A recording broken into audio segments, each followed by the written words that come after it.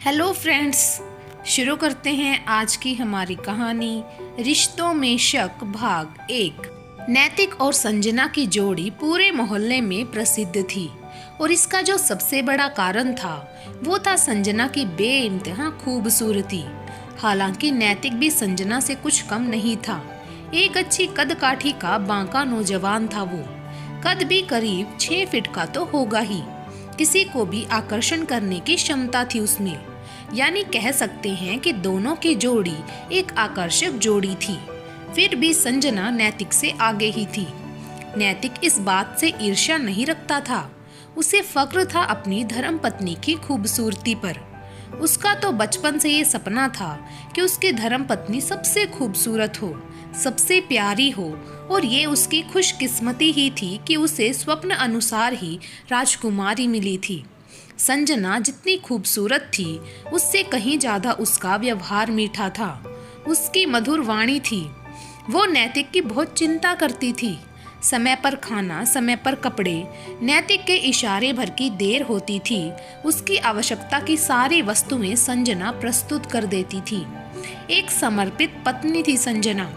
नैतिक भी वैसे तो एक समर्पित पति था, लेकिन उसमें एक छोटी सी कमी थी। वो थी शक। कहने को तो ये एक बहुत छोटी सी कमी थी, लेकिन शक का कीड़ा इतना भयावह होता है कि वो किसी भी हंसते खेलते परिवार को बर्बाद करने के लिए काफी होता है। दो दिल जो एक दूसरे के लिए तड़पते हैं, उनके बीच में एक दरार बनकर ये शक दोनों प्रेमियों को बुरी चोट तक पहुंचा सकता है। और सबसे बड़ी बात ये है कि किसी भी कमी का इलाज किया जा सकता है, लेकिन शक का कोई इलाज इस जहां में मौजूद ही नहीं है। इसीलिए इसे छोटा कहना एक बड़ी भूल साबित हो सकती है। जब कभी भी संजना और नैतिक बाजार जाते थे, रेस्टोरेंट्स में खाना खाते थे या किसी मॉल में शॉपिंग को जाते थे, तो नैतिक की निगाह घुमंतु जवान लड़कों पर होती थी कि कोई भी जवान मर्द संजना को तो देख नहीं रहा है। एक बार या 2 बार देखने में कोई हर्ज नहीं था, लेकिन यदि कोई ज्यादा बार संजना को ताड़ता तो नैतिक को अंदर से अच्छा नहीं लगता था। नैतिक खुद संजना के ऊपर अपनी नजरों का घेरा बढ़ा देता था। वो ये देखने की कोशिश करने लगता था कि समाज तो खूबसूरती का दीवाना होता ही है, वो तो संजना को देखेगा ही, इसमें उसे कोई गुरेज था भी नहीं। लेकिन संजना चोरी छिपे किसी जवान मर्द की आंखों में आंखें डालने की कोशिश तो नहीं कर रही है। उसकी चिंता सिर्फ इतनी सी होती थी, यानी उसका सीधा साधा शक संजना को पढ़ने की कोशिश करने लगता था।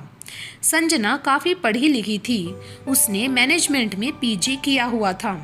उसका बचपन से सपना था एक अच्छी सी नौकरी करने का, लेकिन इसके लिए उसे नैतिक से कभी भी इजाजत नहीं मिली। नैतिक कहता था कि मेरी सैलरी इतनी अच्छी है कि तुम्हें जगह जगह जाकर के दूसरे लोगों के सामने जी हुजूरी करने की आवश्यकता नहीं है। और सच कहूँ तो संजना पैसों के लिए नौकरी नहीं करना चाहती थी। ये उसका पैशन था, बचपन से उसकी दिली ख्वाहिश थी। अब जब नौकरी करने को नहीं मिली तो इतनी अच्छी पढ़ाई करने का फायदा ही क्या, ऐसा संजना कभी कभी सोचती थी। बावजूद इसके संजना ने अपनी दिल की बात कभी भी नैतिक से साझा नहीं की थी। वो हर हालत में नैतिक की खुशी चाहती थी और इसी खुशी की खातिर उसने अपने हाथ में आने वाली बहुत अच्छी अच्छी नौकरियों को स्वीकार नहीं किया था। यानी कह सकते हैं कि नैतिक के इस व्यवहार की खातिर उसने अपनी मन की इच्छाओं को दिल में दबा के रखा हुआ था। संजना नहीं चाहती थी कि वो कोई भी ऐसा काम करे जिसमें समाज तो उसे इज्जत दे, उसकी कुछ आय बढ़े, उसकी समाज में एक पहचान भी बने। लेकिन अगर ये सभी तथ्यों से नैतिक को असंतोष होता है तो उसके लिए वो सारी चीजें बेकार थी। वो हर हाल में नैतिक को खुश देखना चाहती थी। और नैतिक भी चूंकि एक बहुत अच्छे पद पर काम करता था, उसके पास पैसों की कोई कमी नहीं थी। लेकिन यहाँ पर बात तो पैसों की थी ही नहीं। समय ऐसे ही बीतता जा रहा था। कहते हैं ना, जब इच्छा उबाल लेती है तो कभी ना कभी बाहर आ ही जाती है। नैतिक के ऑफिस चले जाने के बाद संजना दिन भर घर की 4 दीवारी के अंदर कैद होकर रह जाती थी। उसके पास मनोरंजन के साधन तो काफी थे, लेकिन कहते हैं ना कि आजादी सबसे बड़ा सुख होती है। एक दिन नैतिक का सही मूड देखकर उसने मन की ये बात नैतिक से कही। नैतिक, मैं जानती हूँ कि आप मुझे इस बात की इजाज़त कभी नहीं देंगे कि मैं कहीं भी नौकरी करूँ, लेकिन जब आप ऑफिस चले जाते हैं उसके बाद ये घर मुझे काटने को आता है। मैं 8 से 10 घंटे इन 4 दीवारी में बंद रहती हूँ। मेरा दम सा घुटने लगता है। क्या आप मुझे एक नौकरी करने की इजाज़त देंगे? हालांकि मुझे पता है कि आपके लिए ये निर्णय काफ़ी मुश्किल होगा। संजना ने बात पूरी की। संजना, जब तुम जानती हो कि ये निर्णय मेरे लिए इतना तकलीफ भरा होगा तो फिर तुमने ये प्रश्न किया ही क्यों? नैतिक ने छूटते ही कहा। मैंने ये प्रश्न किया क्योंकि जिस तरह से मैं आपका ख्याल रखती हूँ उस तरह से आपको भी मेरी भावनाओं को समझने की कोशिश करनी चाहिए। मैं आपके लिए पूरी तरह से समर्पित हूँ और सदा रहूंगी। तो क्या चाहती हो तुम? संजना की बात काटते हुए नैतिक बोला। क्या मेरे बाहर निकलने वाले कदमों को तुम्हारी स्वीकृति मिलेगी? फिलहाल अभी नहीं, अटपटा सा जवाब था नैतिक का। फिलहाल अभी नहीं से तुम्हारा मतलब क्या है? क्या मुझे समझाएंगे? संजना ने जोर देकर पूछा। अभी मुझे तुमको कोई भी बात समझाने की आवश्यकता नहीं है। बस एक बात समझ लो कि तुम और मैं अभी किसी भी तरह से पैसों की कमी से नहीं जूझ रहे हैं और मैं तुम्हें इतना कमा कर दे ही रहा हूँ कि तुम्हारी सारी आवश्यकताएं पूरी हो जाती हैं, वो भी संतोषजनक तरीके से। तो बेवजह मैं तुम्हें घर से बाहर निकलने की इजाजत नहीं दे सकता। और फिर 5 डेज वीक के बाद तो हम और तुम बाहर जाते ही हैं, घूमते फिरते हैं, खाते हैं, पीते हैं, मौज करते ही हैं। तो आवश्यक नहीं है कि रोजाना ही घर से बाहर निकला जाए। और फिर तुम्हारी आवश्यकता की सारी चीजें तो घर में मौजूद ही हैं।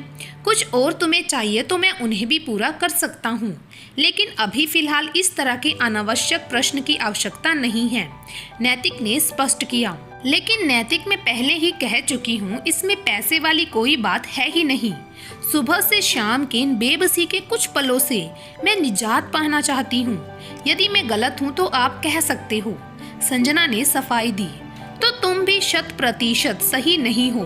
दुनिया में कितनी औरतें हैं जो घर में रहती हैं, घर के कामों को अपनी दिनचर्या मानकर पूरा करती हैं और वो पढ़ी लिखी भी होती हैं। सभी बाहर जाकर काम करने की जिद नहीं करती हैं। इसीलिए फिलहाल इस टॉपिक को यहीं विराम देते हैं।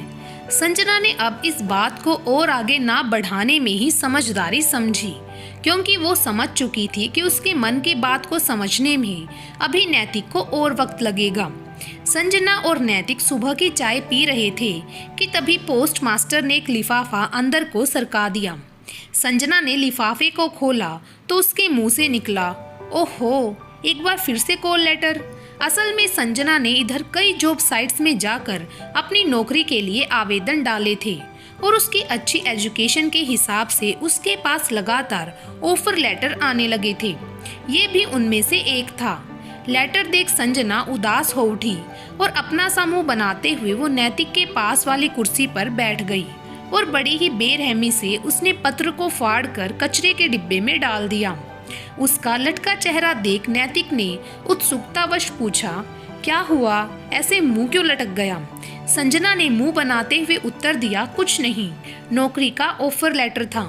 मुझे विश्वास था कि तुम मुझे नौकरी के लिए मना नहीं करोगे, इसीलिए मैंने कुछ जॉब साइट पर अपना रिज्यूम और डॉक्यूमेंट्स अपलोड कर दिए थे और उन्हीं से संबंधित कॉल लेटर आ रही हैं। लेकिन क्या फ़ायदा? चलो, कम से कम तुम्हें समझ में तो आया कि इन सब चीज़ों से कोई फ़ायदा नहीं है। अभी तुम्हारी नौकरी का वक्त शायद आया नहीं है। नैतिक ने चुटकी ली। अच्छा, जब तक जॉब के लेटर आ रहे हैं तब तक वक्त नहीं आया, और जब ये लेटर ही आना बंद हो जाएंगे तब मेरा वक्त आएगा क्या? संजना ने मुंह बिचकाते हुए कहा। हा हा हा। नैतिक ने एक मोहब्बत भरी खिलखिलाहट फेंकी और बोला, अरे जाने मन, तुम्हारा समय तो अभी शुरू हुआ है, तुम खत्म होने की बात कर रही हो। चलो अब नाश्ता पूरा फिनिश करो, मुझे लेट हो रहा है। लेट हो रहा है तो जाइए ना, रोका किसने है? मुझे कौन सा कहीं जाना है जो मुझे लेट होगा? संजना ने मुंह बनाते हुए कहा। ओके बाबा, मैं चल रहा हूँ। नैतिक उठा और संजना को एक प्यारी सी किस्सी देकर बाहर निकल गया। इस प्यार भरे स्पर्श ने संजना को पूरे दिन के लिए तरोताजा तो कर दिया था, लेकिन दिल अभी भी उसका गुस्से की आग में झुलस रहा था। आखिर वो भी एक पढ़ी लिखी लड़की थी और उसके भी कुछ सपने थे। आज नैतिक शाम को समय से पहले ही घर आ गया था। क्या बात है, आज समय से पहले? संजना ने आश्चर्यचकित होकर पूछा। हाँ, बात ही कुछ ऐसी है। क्या बात है? कुछ नहीं, बस यूं ही। यूं ही मतलब? तुम मुझसे अब ये भी छिपाने लगे? अरे नहीं, तो फिर क्या है? मुझे कुछ दिनों के लिए विदेश जाना है, नैतिक ने मायूस होकर कहा। विदेश? संजना अवाक थी। हाँ, कुछ ऑफिस का काम है, बहुत अर्जेंट।